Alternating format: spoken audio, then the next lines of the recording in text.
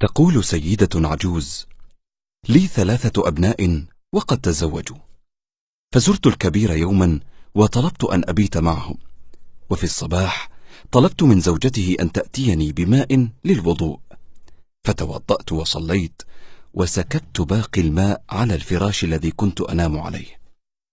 فلما جاءتني بشاي الصباح قلت لها: يا ابنتي، هذا حال كبار السن، لقد تبولت على الفراش. فهاجت الزوجة وماجت وأسمعتني سيلا من قبيح الألفاظ، ثم طلبت مني أن أغسله وأجففه وألا أفعل ذلك مرة أخرى وإلا. تكمل السيدة العجوز وتقول: تظاهرت بأني أكتم غيظي وغسلت الفراش وجففته، ثم ذهبت لأبيت مع ابني الأوسط وفعلت نفس الشيء، فاغتاظت زوجته وصرخت وأخبرت زوجها الذي هو ابني، فلم يزجرها أو حتى يعاتبها ويطيب خاطري. فخرجت من عندهم لأبيت مع ابني الصغير. وصلت إلى بيت ابني الصغير وفعلت نفس الشيء الذي فعلته مع زوجتي ابني الأكبر والأوسط.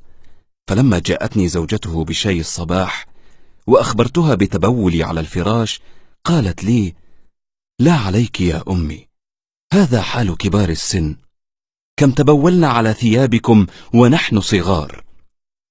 ثم أخذت الفراش وغسلته وطيبته، فقلت لها: يا بنيتي، إن لي صاحبة أعطتني مالا وطلبت مني أن أشتري لها حليا وأنا لا أعرف مقاسها، وهي في حجمك بالضبط، فأعطني مقاس يديك.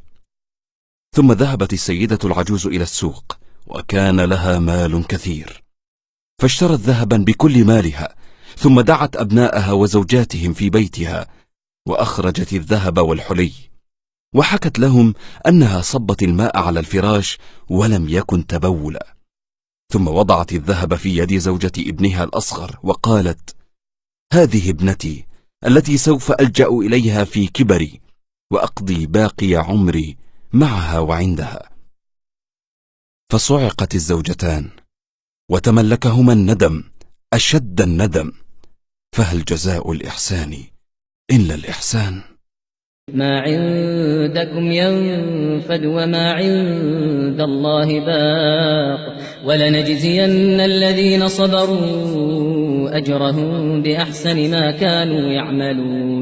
من عمل صالحا من ذكر أو أنثى وهو مؤمن فلنحيينه حياة طيبة ولنجزينهم أجرهم بأحسن ما كانوا يعملون.